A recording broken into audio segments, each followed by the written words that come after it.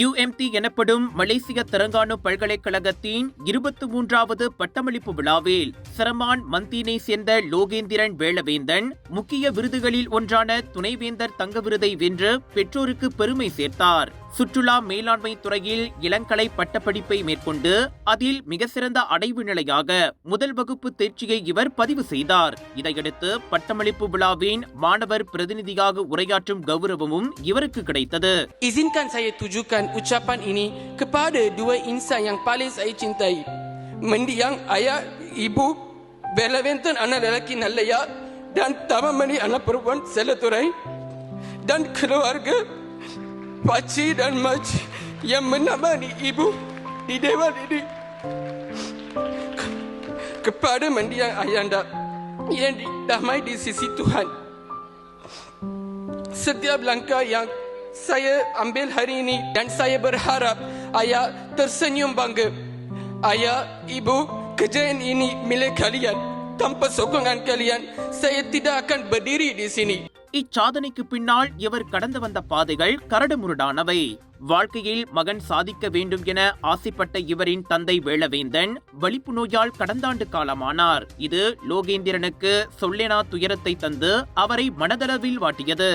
என்றாலும் தந்தை மற்றும் பாட்டியின் கனவுகளை நிறைவேற்ற மனத்திடத்தோடு இவர் முன்னோக்கி பயணித்தார். வீட்டில் அம்மா, படித்துக்கொண்டே பகுதி நேரமாக வேலை செய்யும் அக்கா, படிப்பு முடிந்து வேலை செய்யும் 2 தம்பிகள் என சிறிய குடும்பம் இவருடையது. நிதி பிரச்சனைகளுக்கு மத்தியில் PTPTN கடனுதவியுடன் படித்து கற்றவர் வரிசையில் இன்று லோகேந்திரன் முந்தி நிற்கிறார். தங்க விருது கிடைத்தது வெறும் ஏட்டுக்கல்விக்காக அல்ல, புறப்பாட நடவடிக்கைகளிலும் சிறந்து விளங்கியதற்காக வணக்க மலேசியாவிடம் லோகேந்திரன் கூறினார். இந்த 3 வருட UMT பயணத்தின் பொழுது எனது நாட்டம் கல்வியில் மட்டுமல்லாமல் நிறைய எக்ஸ்ட்ரா கரிக்குலர் ஆக்டிவிட்டீஸ்லையும் நான் நிறைய ஜாயின் பண்ண ஆரம்பித்தேன். அதாவது எனக்கு நிறைய முதன்மை தலைமை பொறுப்புகள் கிடைக்கப்பெற்றது. நேஷ்னல் இன்டர்நேஷ்னல் லெவலான ப்ரோக்ராம்ஸ் நான் கண்டக்ட் பண்ணேன். அதன் பிறகு யூனிவர்சிட்டி மூலமாகவே பிற நாடுகளுக்கு செல்வதற்கான அந்த மொபிலிட்டி ப்ரோக்ராம்ஸும் நான் ஜாயின் பண்ணேன். அண்ட் தென் நான் நிறைய வாலண்டியரிசம் ஆக்டிவிட்டீஸ்லையுமே ஜாயின் பண்ணேன். தென் நான் நிறைய இன்டர்நேஷ்னல் நேஷனல் லெவலான காம்படிஷன்ஸுமே ஜாயின் பண்ணேன். ஆக யூனிவர்சிட்டி மூலமாகவே எனக்கு அனுகுரா ஐகான் சிஸ்வா புடாயன் கிளஸ்டர்லையுமே ஒரு அவார்ட் கொடுத்துருந்தாங்க. ஆக இப்போது தமிழ் மாணவர்கள் யூனிவர்சிட்டியில் பயிலும் பொழுது அவங்களுக்குலாம் நான் என்ன பரிந்துரைக்கிறேன்னா, எல்லாருமே கல்வியை தாண்டி எக்ஸ்ட்ரா கரிக்குலர் ஆக்டிவிட்டீஸ்லையுமே உங்களுடைய செல்ஃப் நிறைய இன்வால்வ் பண்ணிங்கன்னா உங்களுக்கான அந்த எக்ஸ்போஜர் அண்ட் உங்களுக்கான அந்த ஒரு எக்ஸ்பீரியன்ஸ் கிடைக்கப்பெறும். ஆக அந்த மாதிரி கிடைக்கப்பெறுற பட்சத்தில் உங்களுக்கான ஸ்கில்ஸை நீங்கள் டெவலப் பண்ணிக்கலாம். ஸோ தட் நீங்களுமே உங்களோட கிராஜுவேஷன் டைம் அப்போது என்ன மாதிரி ஒரு அவார்ட் வாங்கலாம். அதன் பிறகு அவார்டை தாண்டி உங்களுக்கான அந்த ஸ்கில்ஸை நீங்கள் முதன்மையாக பெறலாம்.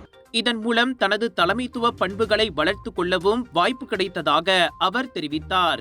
எனவே கல்வியா புறப்பாடமா என யோசிக்கும் பல்கலைக்கழகம் நுழையும் இந்திய மாணவர்களுக்கு இந்த அறிவுரையையும் அவர் வழங்கினார். வாழ்க்கையில் முன்னேற இலக்கு வைத்து விட்டால் அதனை நோக்கி கடுமையாக உழைத்திடல் வேண்டும். அப்படி உழைத்திட்டால் வெற்றி வெகு தூரம் இல்லை என்பதற்கு லோகேந்திரனும் ஒரு சான்று.